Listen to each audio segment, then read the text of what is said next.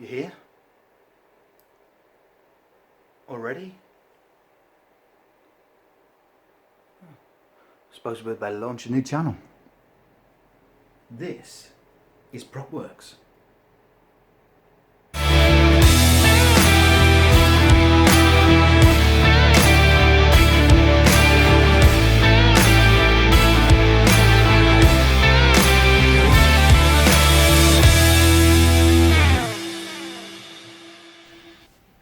Hello, I'm Greg and this is PropWorks. Today I'm going to take you through my set of HDI goggles. What I've changed on them, are they worth the money, and what could you do to improve the set that you've got? Join me on the bench. So these are my goggles, and what have I changed? Well, first things I changed, added some shims. Now there are cheaper goggles out on the market and DJI needs to learn a thing or two. Put some shims in the pack, just do it.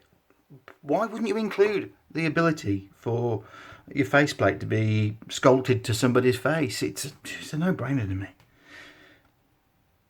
The next thing that I've added is an aftermarket strap. Now, it really is a bit like sort of chalk and cheese. You know, you've got a DJI HD system and you've got an Earsheen strap. But for me, it works because I can put a battery on the back of my head. I don't need a 4-foot cable hanging around. Also means that you have a little cable that comes from there, and I've got some modifications to this cable coming in another video, and I'll just show you how to make a new cable. I've got a little 3D printed mount here that we're going to be using to do an alternative plug.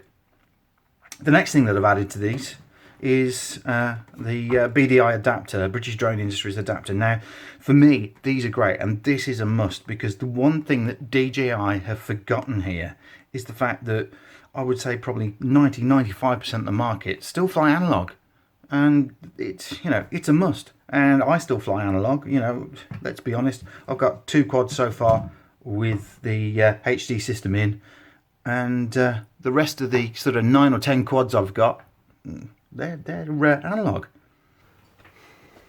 Now, talking of the BDI adapter, I like to hydro dip my goggles, and I'll be doing the same with the BDI adapter, and have a chat with the good people at BDI, and they've supplied me with some faceplates. So yeah, there'll be a video coming where I hydro dip these, and we'll see how that goes. But in the meantime, back to the bench. Okay, so coming back to the goggles, we've got a TBS Fusion module, TBS antenna, and a Menace patch. For me, they're just great. Low level, fits perfectly, and you simply have a cable that slots in from the BDI adapter into the goggles, and then you use the AV in to get your signals. Now I know there's some latency issues, and I know that it's not as fast as normal goggles, but you know, I'm not a racer, I fly freestyle, so it works for me.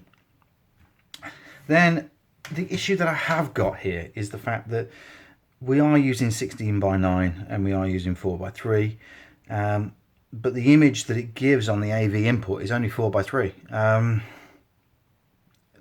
DJI, please, will you fix this? It's not difficult, just give us the option.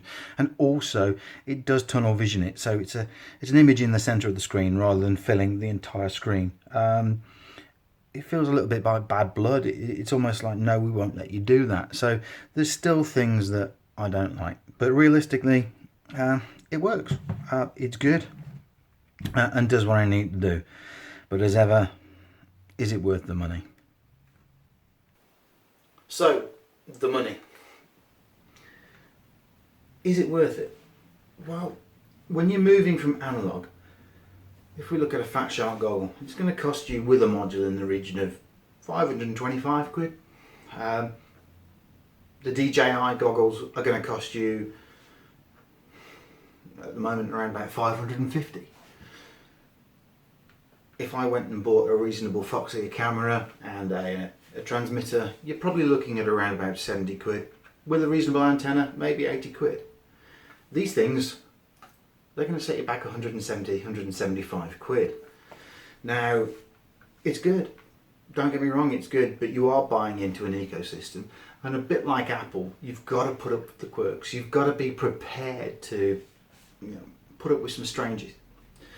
One of the things that I don't like about this is in a world of quadcopters that we build, you've got 30 by 30, you've got 20 by 20, 16 by 16. It doesn't fit. It's got no screw ports. Cadex have done a pretty good job, in fairness, with the Vista. We don't mention the Nebula. That's a different game. But the Cadex Vista is pretty good. And the fact that it's got 20 by 20 mounting means that you can adapt frames very, very easily. But for the main air unit, there's some oddities. It's like it's been designed by a team that's never seen a quadcopter before, and this really isn't going to be plugged into a Mavic. It's a different ball game. So whoever designed this, it's as if they had an idea of what a quad should be, but didn't actually look into the way they're constructed. So yeah, it has a few quirks. Is it worth the money? Yeah, I have to say it is. I think Fat Shark at the moment are behind the curve. Shark Bite still isn't here, or if it is, it's still in its infancy, and from what I've seen on other videos,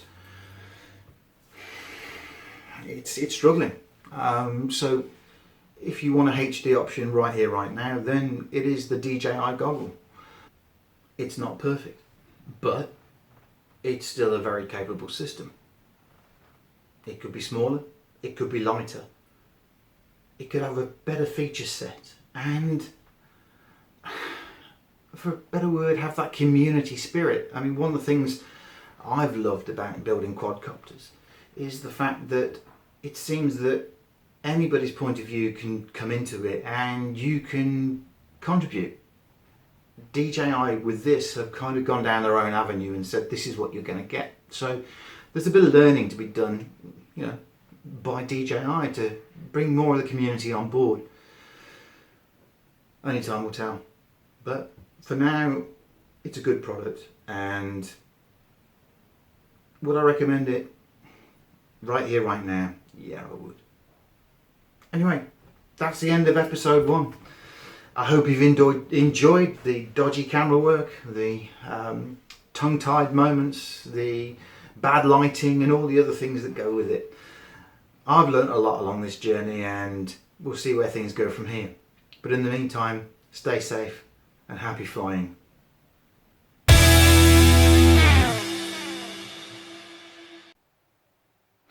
If you want to help me fight the algorithm and see more videos, then I really need you to like and subscribe. Hit the like button, please subscribe, but don't forget the bell icon. Need you to hit the bell if you want to see the latest updates. Until next time, catch you soon. Take care.